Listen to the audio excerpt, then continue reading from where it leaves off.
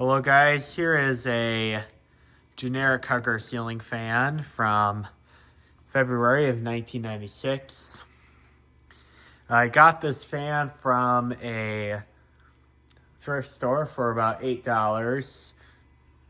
And the fan right here, when I got it, had 3 issues. First of all, the bearings in this fan were totally spoiled. Like, the fan motor would not even run with these bearings. Like, they were so stiff.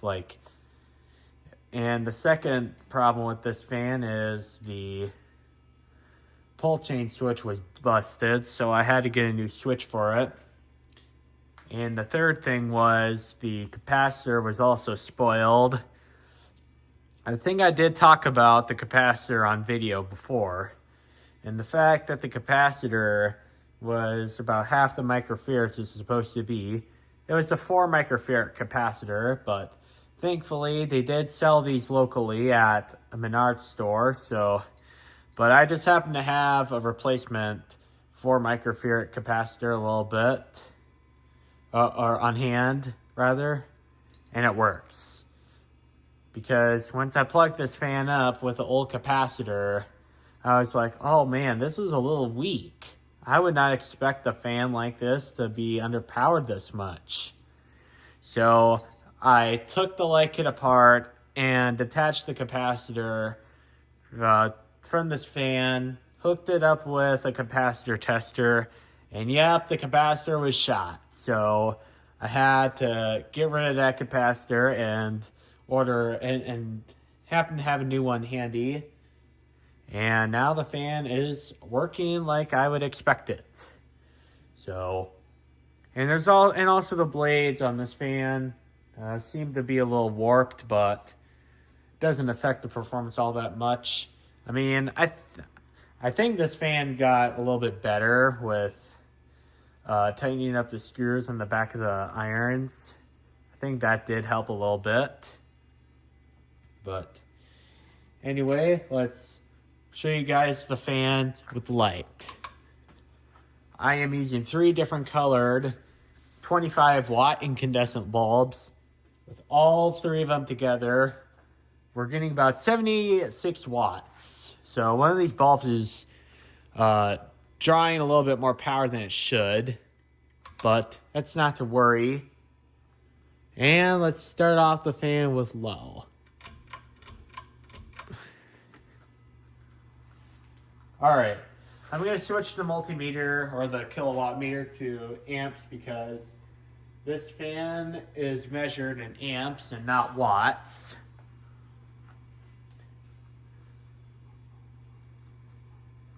So on low, we are getting a pretty nice slow low, which is exactly what it should be. A low should be nice and slow. And on low, we are getting 0.19 amps. And the blades right here aren't that far out of clock. Actually, I think they're almost in perfect clock. Before I tightened the blade irons, they were kind of far out of clock, but I tightened up the MDF part to the iron part, and I think that solved that problem with the warpage.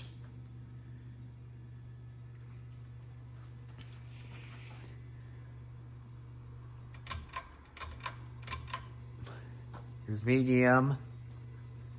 It's nice and quiet, like what I would expect a little Hugger like this from this era.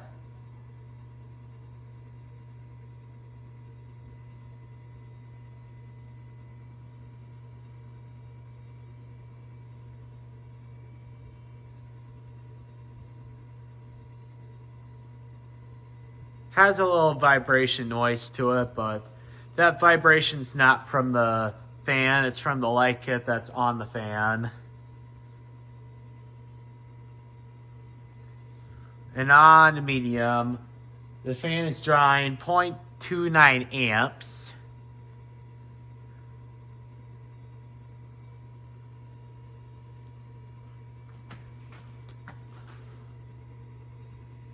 That thing is moving some air. And now high.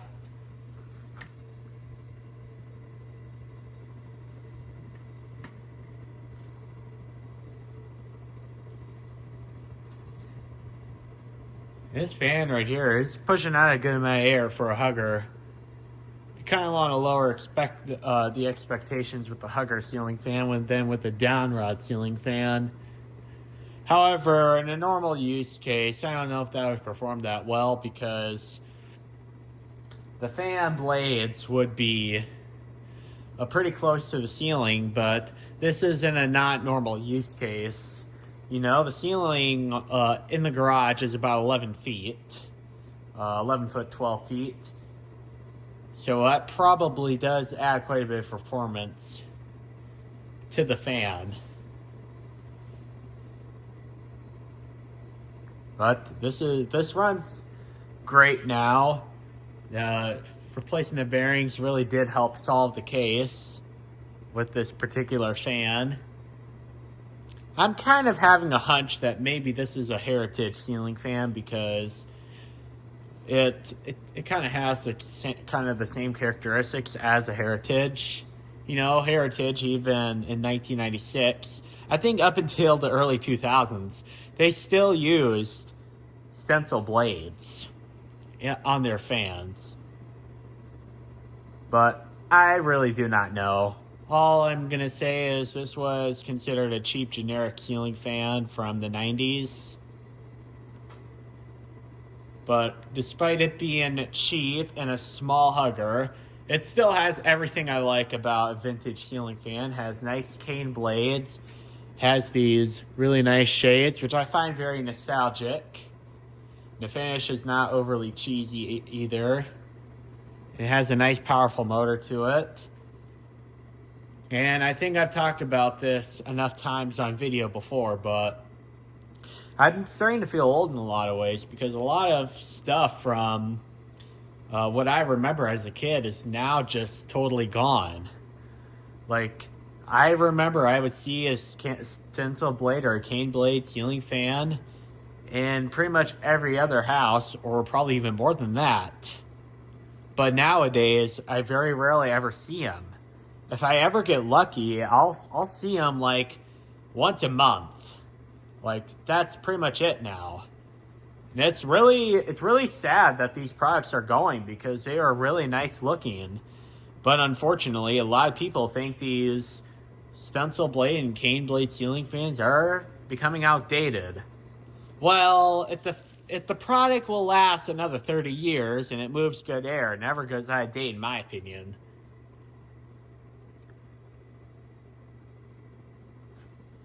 And keep in mind, this ceiling fan right here is antique brass as well. I mean, I tend to like polished brass a little bit better, but I like antique brass as well. At least it's not that ugly silver color like what you see nowadays. Like, pictures from a house listing would pretty much look like a black and white camera. Because, yeah, this world really has no color. Back in the era when this fan was sold, it was a nice, colorful world. And unfortunately, about 30 years later, the world has changed quite significantly, and there's pretty much everything is bland and colorless nowadays. It's quite sad.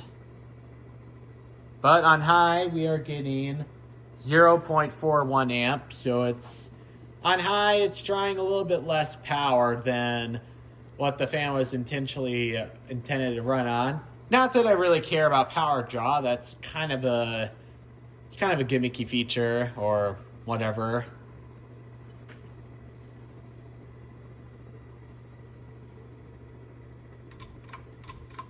Now off. Now I got to get some chain extenders as well because I really do not like having to go behind the lights to change the fan speed. I feel like I'm about to break the chain if I do.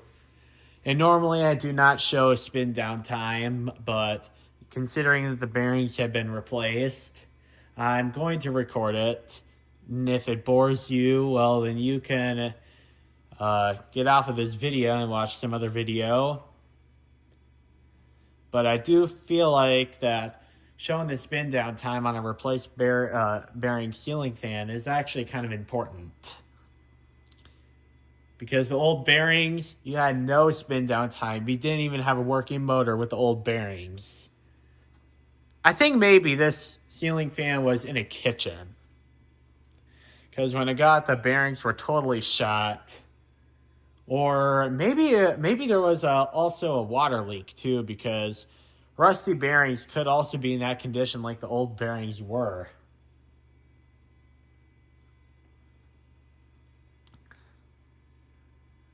Alright, well, stopped.